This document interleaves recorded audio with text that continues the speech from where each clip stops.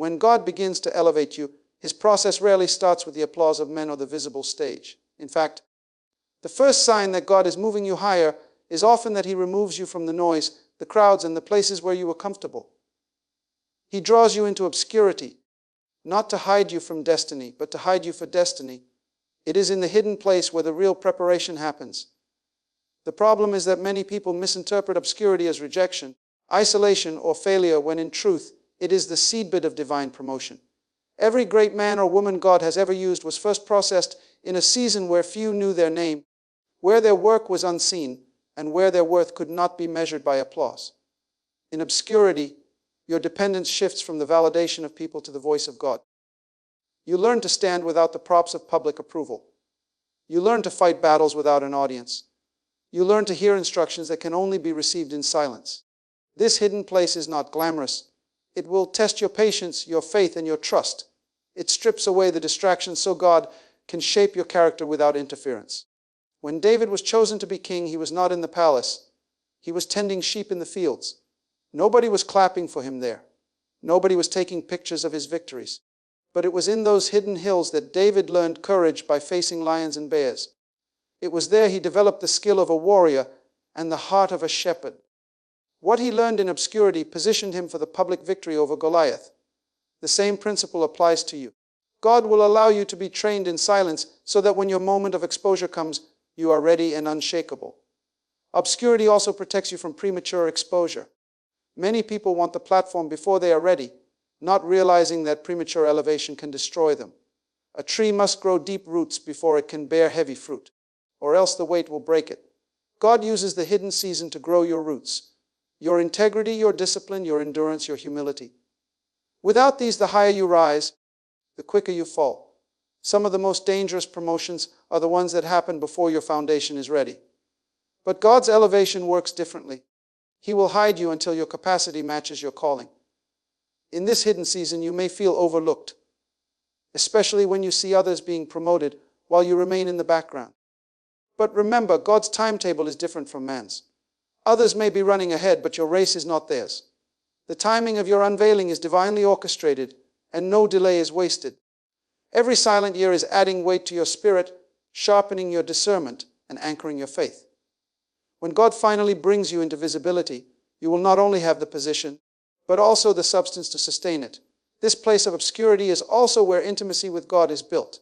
In the public eye, it is easy to be distracted by responsibilities, expectations, and people's opinions. But in the hidden place, your heart learns to seek Him above all else. You become more attuned to His whisper because there are no competing voices.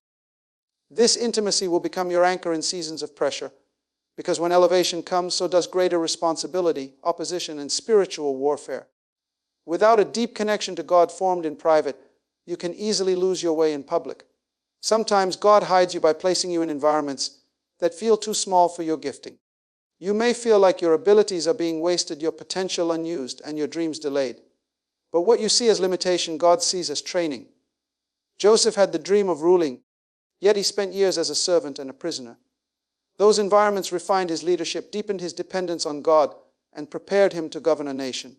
The same way, your current environment, no matter how limiting it appears, may be the very tool God is using to prepare you for the magnitude of what is coming. Obscurity is also a test of faithfulness. God watches how you handle small assignments when nobody is watching. If you are careless, inconsistent, or easily discouraged in the hidden place, you are not yet ready for the weight of public responsibility. But if you remain diligent, excellent, and committed even when the task feels beneath you, God knows He can trust you with more. Elevation is not given to those who simply desire it. It is given to those who have been proven trustworthy in obscurity. Another thing about the hidden season is that it refines your motives. When no one is watching, there is no temptation to perform for applause. You serve because you love God, not because you seek recognition. You give because it's who you are, not because someone is keeping score. This purity of motive is what God preserves in you before He brings you to greater influence. If you cannot serve unseen, you will struggle to serve faithfully when you are seen. Public influence without private purity is dangerous, but obscurity protects you from that trap. In the hidden place, God will often strip away the things you thought defined you, your titles, your positions, your visible successes, so that your identity becomes anchored in Him alone. When your worth is rooted in Him and not in what you do, no stage can inflate you and no loss can diminish you. This is why those who've been hidden well can stand strong when storms come, because their sense of value was never dependent on the crowd's cheers. Obscurity also teaches you the power of patience. In a world that craves instant results, God's process can feel painfully slow. But waiting with God is never wasted time. It is the furnace where He forges resilience. It is the school where He teaches you the pace of eternity. When you have learned to trust His timing in the hidden years, you will not be shaken when others try to rush you or when delays come. You will move in step with Him, not with the pressure of people. Finally, in obscurity, God often allows you to face battles that no one else knows about. These private victories become the unseen backbone of your public strength. The Goliath you slay in front of others will only be possible because of the lions and bears you conquered in silence. This is why, when the moment of elevation comes, you will be ready, not because you learned on the stage, but because you were trained in the shadows. The secret place is where kings are made, leaders are forged, and destinies are prepared for the weight of greatness. Those who try to bypass it often crumble under the very promotion they sought, but those who embrace it emerge unshakable, prepared for whatever God has in store. When God is elevating you, one of the clearest signs is a shift in the relationships around you. Often we expect promotion to come with more connections, more friends and more people surrounding us, but divine elevation works differently. Sometimes God has to subtract before He multiplies. People who were comfortable with you at one level may not be able to handle you at the next. This is not because they are necessarily bad or malicious, but because their purpose in your life was tied to a particular season, and that season is over. When God is taking you higher, He will begin to realign your circle, so that those who walk with you are able to handle where you are going, not just where you have been. You may find certain friends becoming distant, conversations feeling different, or old relationships losing their closeness. It is not rejection, it is redirection. God knows that carrying the wrong people into your next level can slow you down, drain your energy, and even sabotage your purpose. Sometimes these shifts in relationships are abrupt and painful. People you thought would always be there may leave without explanation. Individuals you trusted may begin to criticize or misunderstand you. Doors that were once open may suddenly close. This can feel like loss, but in God's perspective, it is protection. He sees the hearts of those around you. He knows who can celebrate your growth genuinely and who will be threatened by it. He knows who can encourage you when you face the weight of new responsibility and who will secretly hope you fail. Because you cannot always discern these things on your own, God allows the separation to happen so that your destiny will not be compromised. When God begins to shift your relationships, it may also expose dependency. You might realize that you relied too much on certain people for emotional security, validation, or direction. Elevation requires that your primary dependency be on God, not man. By removing certain supports, God forces you to lean on Him in a new way. This can feel uncomfortable at first because it exposes areas where your trust was misplaced, but in time you will see that it is one of the greatest gifts He can give you. The higher you go, the more you must be anchored in His voice, not in the voices of those who may or may not be aligned with His will for you. There is also a pruning process involved in this relational shift. Just as a gardener prunes a plant by cutting off certain branches so it can bear more fruit, God prunes relationships that cannot produce life at your next level. Some people are not bad, but they are no longer feeding your growth. They may still love you, but their mindset, their values, or their spiritual maturity cannot sustain where God is taking you. If you try to hold on to them, you will either have to shrink back to stay comfortable with them, or you will constantly face resistance as you try to grow beyond them. Pruning may feel like loss in the moment, but it is preparation for abundance in the future. When God changes your circle, He also begins to bring divine connections into your life, people you may not have met before, or people you knew but never walked closely with. These are kingdom alignments, relationships that sharpen you, challenge you, and push you toward your destiny. They are not always comfortable, because true destiny connections will not allow you to settle for less than what God has called you to be. They will see the potential in you and demand that you rise to it. Sometimes they will confront you. Sometimes they will mentor you. Sometimes they will open doors for you that you could never open yourself. You may even find that these divine connections feel unfamiliar at first because they operate at a level of faith, vision, and discipline that stretches you.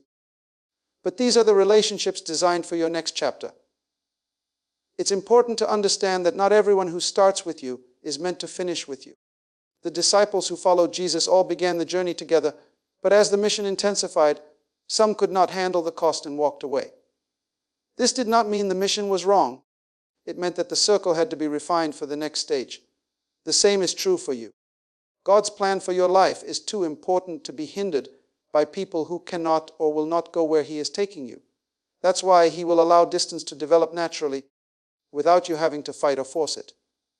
If you pay attention, you will notice that the ones who are meant to go with you will draw closer during seasons of stretching, while those who are not meant to stay will quietly fade away. Sometimes the relationship shift is not about people leaving, but about redefining boundaries. God may not remove certain individuals entirely, but He will adjust how much influence they have over you. You may still love them, still pray for them, still keep some form of connection, but the depth of their access to your life will change. This is because elevation requires protection of your spiritual atmosphere. The more responsibility God gives you, the more careful you must be about what voices and attitudes you allow to shape your thinking. Even subtle negativity, doubt, or distraction can become dangerous when you are carrying something significant for the kingdom. Another thing that happens when God shifts relationships is that you become more sensitive to spiritual alignment. You start to discern when conversations drain your faith rather than build it, when company stirs your old nature instead of your new identity, and when certain environments pull you away from intimacy with God. This discernment is part of your preparation. The higher you go, the more strategic you must be about where you invest your time and who you walk with, because relationships are not neutral. They either propel you or slow you down. As this shift happens, it is vital not to hold resentment toward those who leave. Sometimes God will even bless them in another direction, because their season with you has ended. Trying to keep them in your life out of loyalty or fear of loneliness will only delay what God wants to do. Remember that the people God removes are not always enemies. Some were simply assignments for a chapter, not companions for the whole book. Releasing them with love allows both you and them to grow into what God has planned separately. This process can be lonely, and it may tempt you to question whether you are truly being elevated. But loneliness in transition is often a sign that God is creating space for the right people. Before He sends new connections, He clears the ground. The friendships, mentors, and partners He brings for your next season will not compete with your purpose, but will complement it. They will speak life into your calling, walk with you in trials, and rejoice with you in victories without jealousy. These relationships will not need constant explanation of your journey, because they are spiritually in tune with where God is taking you. God's shifting of relationships is one of the most challenging yet most necessary parts of elevation. It forces you to release comfort, confront dependency, and trust His judgment over your own. While you may not understand the full reason for certain changes now, time will reveal that every departure was either making room for someone better suited to your purpose or protecting you from a relationship that would have hindered your growth. The people you walk with in your next level will carry the kind of faith, vision, and integrity that matches the weight of your calling, and those who could not go with you will be replaced with those who can help you carry it to completion. When God is preparing to elevate you, He will always increase your capacity before He increases your platform.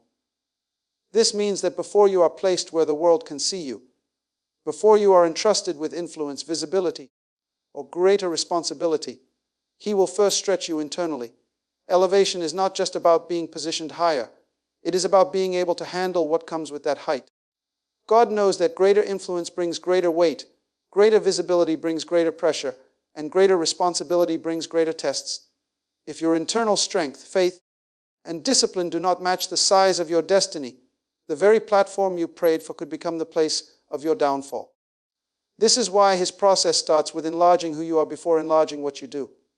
Increasing capacity often happens in seasons where you feel stretched beyond your comfort zone. God will give you assignments that seem too big, challenges that seem too heavy, and situations that force you to grow in patience, wisdom, and resilience. You may find yourself dealing with responsibilities that require skills you do not yet have, and instead of removing the pressure, God leaves you in it so that you develop them. He is not trying to break you. He is conditioning you. Just as an athlete must train with heavier weights than they will carry in competition, God allows the weight of unseen challenges to prepare you for the visible platform ahead. This stretching is uncomfortable, but it is necessary because it builds the endurance you will need when the pace and expectations of elevation intensify. Sometimes increasing capacity means God will deal directly with your mindset. He will challenge the way you think about yourself, your future, and what is possible. If your thinking is too small, you will reject opportunities He sends because they will look too big for you. God will start to speak to you about dreams and visions that scare you, that seem beyond your education, your experience, or your resources. In these moments, He is inviting you to see yourself through His perspective. You cannot step into a destiny that your mind refuses to believe you are worthy of. That is why He renews your mind before He enlarges your influence. He knows that elevation is sustained not by what you do once, but by how you think consistently. Another way God increases your capacity is by deepening your faith. Elevation will require you to trust Him for bigger things, to step out when there are no guarantees, and to believe for outcomes that cannot be achieved by human strength alone. Before He places you in those moments publicly, He will train you privately. He will lead you into situations where all you have is His word, where your resources run out, where your plans fall apart, and where your only option is to believe. In these faith-building seasons, you learn to depend on God's provision, timing, and direction. This is crucial because at higher levels, the stakes are greater and the risks are larger. Without strong faith, you could easily give in to fear, compromise your values, or retreat from the very opportunities God ordained for you. Increasing capacity also involves developing your character. Talent can take you to a platform, but only character can keep you there. God knows that if your character is weak, the pressures of visibility can lead to pride, moral compromise, or burnout. So, before He elevates you, He will put you in situations that test your humility, integrity, and perseverance. You may be overlooked when you deserve recognition, required to serve under leaders you disagree with, or given opportunities that require more work than reward. These are not punishments, they are character-shaping seasons. God uses them to build a foundation in you that fame, money, or power cannot shake. Sometimes capacity building involves learning how to handle more responsibility without losing balance. Elevation often means more people will depend on you, more tasks will require your attention, and more decisions will rest on your shoulders. If you are not disciplined with your time, focused in your priorities, and wise in your boundaries, you can become overwhelmed. That is why God will increase your workload in smaller, hidden seasons first. He may entrust you with leading a small group, managing a small budget, or overseeing a minor project. As you prove faithful, He expands your responsibilities. The lessons you learn in managing little will be the same principles that sustain you when you manage much. An increased capacity also means an increased tolerance for pressure. At higher levels, criticism will come more often, expectations will be higher, and opposition will be stronger. God will toughen your spirit in advance by allowing you to face difficult people, unfair treatment, or misunderstandings now. Learning to stand firm, keep your peace, and stay focused on your assignment despite emotional turbulence is part of your preparation. If you cannot handle the pressure in private, you will struggle to handle it in public. God also uses this time to expand your spiritual capacity. This includes your ability to pray with authority, to discern His voice in busy seasons, and to resist temptation when opportunities for compromise appear. Elevation is a spiritual battle as much as it is a natural promotion.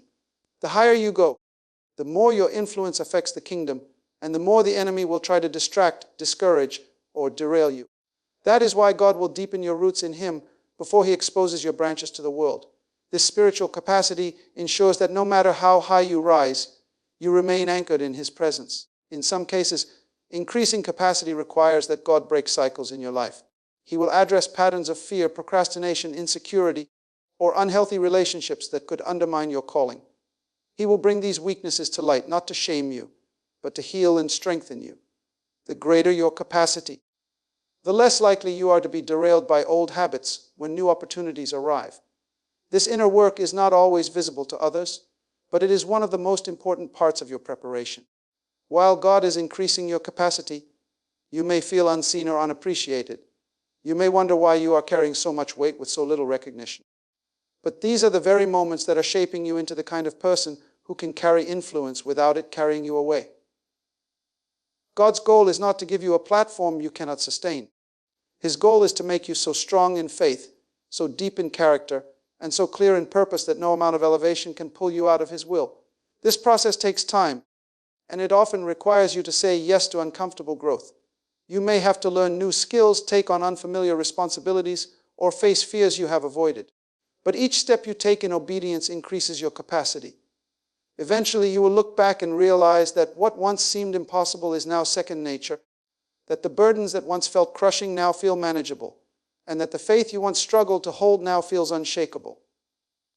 This is when you know that God has enlarged you on the inside, preparing you for the greater platform He is about to give you on the outside. When God begins to lift you to a new level, one of the surest signs is that opposition will rise against you. It may come from places you never expected, and it often comes at a time when you thought things would be getting easier. Many people believe that elevation will mean everything falls into place smoothly, but in the kingdom, promotion often provokes pressure. When God starts moving you into a greater assignment, the enemy takes notice. New levels bring new devils, and the resistance you face is often proportionate to the destiny you are about to step into. What you are experiencing is not random attack. It is spiritual confirmation that something significant is shifting in your life. The enemy does not waste his energy on those who pose no threat. If your life suddenly becomes the target of criticism, misunderstanding, or spiritual warfare, it is often because you are stepping into territory that has been contested in the spirit. Opposition is not always obvious. Sometimes it comes disguised as distraction, pulling your focus away from the assignment God has given you. Other times it appears as discouragement, whispering lies that you are not qualified, not ready, or not worthy of the elevation God has promised. It can also manifest through people, some of whom you thought were for you, who suddenly begin to question, criticize, or withdraw from you. This can be painful, but it is important to remember that we wrestle not against flesh and blood.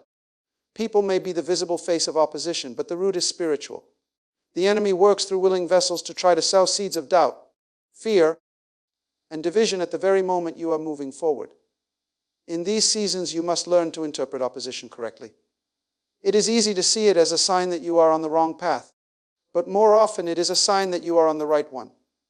When Jesus began His public ministry, He faced immediate resistance from religious leaders who felt threatened by His authority. When Nehemiah began rebuilding the wall, his enemies mocked, ridiculed, and plotted against him. These examples show that the very act of stepping into your God-given assignment will stir up resistance from those who feel their control, influence, or comfort is being challenged. Elevation disturbs the status quo, and not everyone will celebrate the changes it brings. One of the reasons opposition intensifies during elevation is that God is revealing the strength He has built in you. Pressure exposes what is inside a person. If there is fear, it will surface. If there is faith, it will shine. God uses resistance as a way to draw out the spiritual muscles He has been developing in you during your preparation. Without pressure, you would never discover the depth of your perseverance or the strength of your convictions. The attacks may feel personal, but they are often the testing ground where your character is proven. Opposition also has a refining effect. It forces you to clarify your motives and priorities. When resistance comes, you have to decide if you are pursuing this path for recognition or because it is truly your God-given calling. If your motives are selfish, opposition will cause you to retreat. But if your motives are pure, opposition will only deepen your resolve.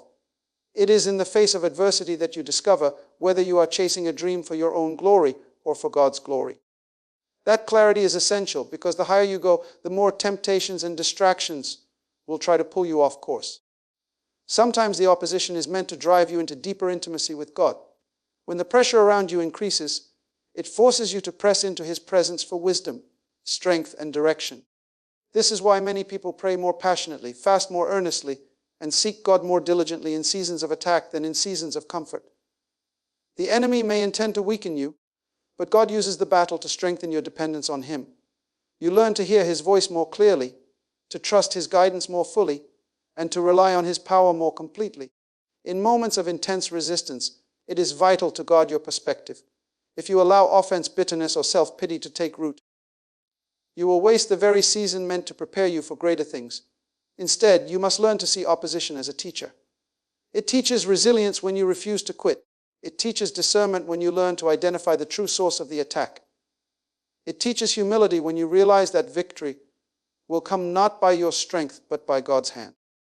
Opposition also plays a role in shaping your spiritual authority. Authority is not given to those who have never fought battles. It is given to those who have faced resistance and overcome it by standing on God's word. Every time you face opposition and remain faithful, you gain spiritual authority over that area. That means when you step into your new level, you carry not only the position but also the power to help others overcome similar challenges. This is why the very battles you fight on the way up become part of your testimony in your ministry. In some cases, opposition will act as a filter for your relationships. Those who are only connected to you for what they can gain will often leave when the pressure comes. Those who are truly called to walk with you will remain, encourage you, and help you fight. This is another way God uses opposition for your good. It reveals who is truly aligned with your vision and who is not. When you know who you can depend on in hard times, you are better prepared for the responsibilities of leadership that come with elevation. Another thing to understand about opposition is that it is often temporary but always strategic. The enemy will try to hit you hardest at the point of transition, because that is when you are most vulnerable. Just as a runner is most exhausted near the finish line, you may feel the most resistance right before your breakthrough. This is why perseverance is essential. If you stop moving forward because of the pressure, you may miss the very season you have been preparing for. During these seasons, you must remember that your victory is not dependent on your own ability to fight every battle. Sometimes the greatest act of faith is to stand still and let the Lord fight for you. When you refuse to retaliate in the flesh, when you choose to respond with prayer instead of anger, you position yourself for God to vindicate you. His victories are always more complete than anything you could achieve in your own strength. Ultimately, the presence of opposition during your elevation is a sign that you are stepping into new territory. Territory the enemy does not want you to claim. The very fact that you are experiencing resistance means that what is ahead of you carries weight in the kingdom. While the attacks may be uncomfortable, they are confirmation that your life is moving in the direction God intends. If you can endure the pressure, maintain your focus, and stay faithful to your assignment, the opposition that was meant to stop you will instead serve as proof that God is indeed taking you higher. When God begins to elevate you, one of the most subtle yet powerful signs is that your appetite starts to change. The things that once drew your attention, the activities that once satisfied you, and the environments that once felt comfortable no longer hold the same appeal. There is a holy restlessness that begins to stir inside you, a sense that what used to be enough for you is no longer sufficient. This is not about becoming ungrateful for where you are, but about sensing deep within your spirit that God is calling you to more. You begin to desire higher conversations, deeper intimacy with God, and greater alignment with your purpose. The shift in appetite is often the inner confirmation of an outer promotion that is on the way. Before God moves you into a new place, He first changes your taste for the old one, so you do not try to stay where you no longer belong. This change can sometimes be confusing because you may not fully understand why you feel different.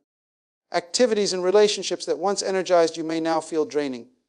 Conversations that used to engage you may now feel empty. You might find yourself longing for solitude instead of constant social interaction, seeking wisdom instead of mere entertainment, or hungering for spiritual nourishment instead of just worldly success. This is because God is increasing your spiritual sensitivity.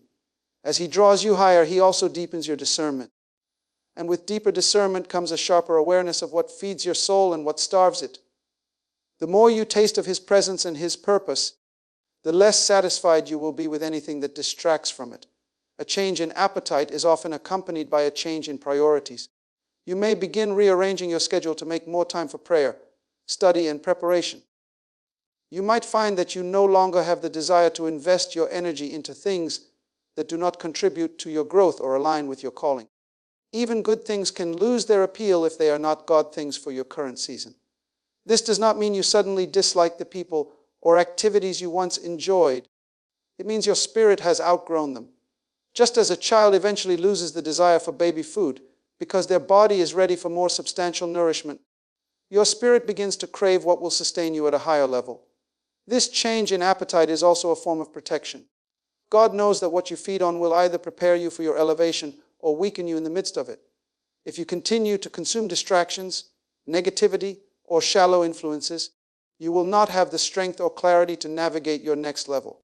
By shifting your appetite now, God ensures that by the time You step into greater visibility and responsibility.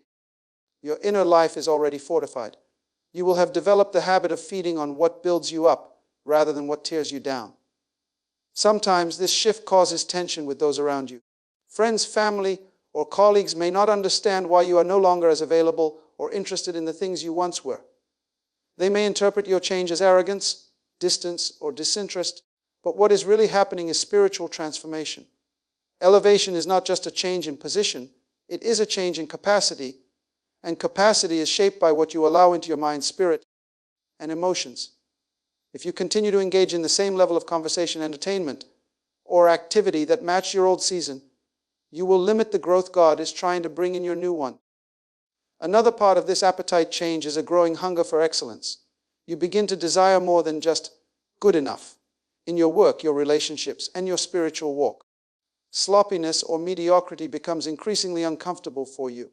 This is because the higher God takes you, the more your life becomes a reflection of His kingdom. You are not just representing yourself, you are representing the one who sent you.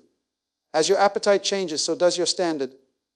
You begin to seek out environments, mentors, and resources that challenge you to grow, stretch, and rise to your full potential. This shift can also manifest in your inner conversations. Your thoughts become more focused on purpose, vision, and impact. You may find yourself thinking more about how to serve, how to add value, and how to steward opportunities wisely. You start asking questions like, is this helping me fulfill my assignment? Or does this align with where God is taking me? Instead of simply asking, do I feel like doing this? This is a sign that your appetites are maturing. You are moving from being driven by feelings to being driven by vision, and that is a hallmark of divine elevation. The change in appetite often includes a deeper hunger for God's presence. You may find that worship feels more necessary than optional, that prayer becomes a lifeline rather than a ritual, and that His word becomes food for your soul rather than just information. As you draw closer to Him, your desire for things that grieve His Spirit naturally decreases. This is not about legalism or self-righteousness. It is about falling so in love with God and His purpose for your life that anything outside of it feels like a poor substitute. This is why certain doors you might have forced open in the past no longer even tempt you. Your taste for them has been replaced with something far greater. Sometimes the appetite shift will require you to step away from certain opportunities that, while good on the surface, do not align with your assignment. God may cause you to lose interest in ventures that promise quick gain, but would ultimately distract you from your mission. You will find yourself weighing decisions, not just by the benefit they bring now, but by their long-term impact on your calling. This level of discipline is only possible when your desires have been reshaped by God's hand. There is also an element of courage in embracing this change. It takes courage to admit that what once satisfied you no longer does. It takes courage to step into new environments, pursue deeper connections, and walk away from the comfort of familiarity. The temptation will be to cling to what you know. But the change in appetite is God's way of loosening your grip on the old so you can receive the new. If you ignore this inner shift, you risk staying in a place where your soul feels full, but your destiny remains hungry. Over time, this transformed appetite becomes one of your greatest strengths. It will keep you from wasting energy on things that are beneath your purpose. It will draw the right people and opportunities toward you because you are operating at a higher level of focus and intention. And it will guard you from the subtle distractions that can derail a person after they have been elevated. The same appetite that pulls you toward God's best in your preparation season will sustain you once you arrive in your promotion season. By the time the elevation comes, you will not be craving the comfort of your old life. You will be fully invested in the life God has been preparing you for all along. When God elevates you, it is never an accident, nor is it the product of human manipulation or self-promotion. It is a divine orchestration, a purposeful act of positioning you where His plans can be fulfilled through your life. But we must understand that in the kingdom, God does not elevate for the sake of status, applause, or ego. He elevates because there is an assignment that demands a higher level of authority, influence, and reach. When God takes you from one level to another, it is always tied to something far greater than your personal dreams. It is tied to His eternal vision. The problem is, many chase positions without purpose. They desire the throne but not the assignment, the crown but not the cross, the platform but not the process. This is why so many sabotage the very opportunities God gives them, because they mistake promotion for a reward instead of a responsibility. In God's kingdom, elevation is never about boasting in what you have achieved. It is about stewarding what He has entrusted to you for His glory. When God elevates you, He is making a statement to the world about His power, His faithfulness, and His purpose in your life. He is saying, "This one is ready to carry what I have placed in them to a wider audience, to a greater field, to a higher level of influence." You cannot be elevated by God without carrying a message from Him. You cannot be given a greater platform without carrying a greater burden for His will. This is why God will often test your heart before the promotion comes. He will check your motives, sift your desires, and refine your intentions. He will ask you questions in the secret place like, "If I give you more influence, will you use it to point to me or to yourself? If I enlarge your territory, will you serve my people or serve your ego?" These questions are not to condemn you, but to ensure that you are trusted with more. God's elevation always carries God's expectations, and He will not put the weight of a greater assignment on a heart that is still chasing self-glory. This is why you will notice that before God elevates someone, He will often strip them of the need for human validation. He will take you through seasons where you are no longer moved by applause, approval, or the opinions of men. You will find yourself in a place where their praise does not puff you up and their criticism does not tear you down. This is the place of freedom where God can trust you because you no longer need the stage to define you. You have already been defined by His voice. If you crave man's approval more than God's assignment, you are not ready for divine elevation. The higher you go in God, the more you will realize that the platform is not a prize, it is a pulpit. Whether your pulpit is in a church, in a boardroom, in a classroom, in media, or in politics, it is a place God assigns you to represent Him and His kingdom. The true measure of your success at that level will not be how much fame you gained, but how much fruit you produced for the kingdom. God's way of elevation also ensures that your promotion becomes a testimony of His grace, not your ability. This is why when God lifts someone, there is no logical explanation for it except Him. People will wonder, who opened that door for them? How did they survive those odds? And the answer will always point back to God. This is the difference between self-promotion and divine promotion. Self-promotion depends on connection strategies and human networking, but divine promotion depends on obedience, character, and faithfulness in the little things. If you can be faithful over a few things, God will make you ruler over many. But if you try to skip the process, you may get the position without the power, the title without the anointing, and the influence without the authority. True kingdom elevation requires both the position and the power, and only God can give both. When God elevates you, the weight of responsibility will be heavier than the weight of recognition. People may see the visible side, the success, the influence, the opportunities, but they may never see the secret burdens that come with it. To be elevated by God means you are now accountable for more souls, more assignments, and more influence. Every decision you make will now impact more people. Every choice you take will have greater consequences. You cannot act the same way you did at your previous level because the higher you go, the greater the cost of disobedience. This is why God trains you in humility before He lifts you up, because elevation without humility leads to destruction. The Bible says God resists the proud, but gives grace to the humble. And it is grace you will need most when you are operating at a higher level. Another truth about God's elevation is that it will never contradict His character. If a promotion comes that forces you to compromise your values, it is not from God. If an opportunity arrives that requires you to sacrifice your integrity, it is not a divine elevation. It is a distraction. God does not promote you into sin. He promotes you into greater holiness, greater influence, and greater alignment with His will. His elevation will always demand more of your spiritual maturity, not less. It will require more time with Him, not less. It will call you deeper into prayer, fasting, study, and dependence on His Spirit. The higher God lifts you, the more you will realize that you cannot survive at that level without His presence. The weight of your assignment will be too great for human wisdom, human strength, or human connections. You will need God at every step. God's elevation is also strategic. He places you where you are not just for your benefit, but for the benefit of others. You become a vessel, a bridge, a representative of heaven in places where His kingdom needs to be advanced. This is why when God elevates you, you must constantly ask, Lord, why have you put me here? Who am I assigned to impact in this place? What problem am I here to solve for your glory? Without this clarity, You can easily be distracted by the perks of your position and forget the purpose behind it. God does not place you in high places to blend in. He places you there to stand out for Him. The more you understand that your elevation is tied to His assignment, the more you will value it and protect it. God elevates you not because you are perfect, but because you are willing. Willing to obey, willing to serve, willing to lay down your own plans for His, willing to be misunderstood if necessary, willing to lose friends who cannot handle your next level, willing to carry the weight of responsibility without seeking the comfort of the crowd, willing to be set apart.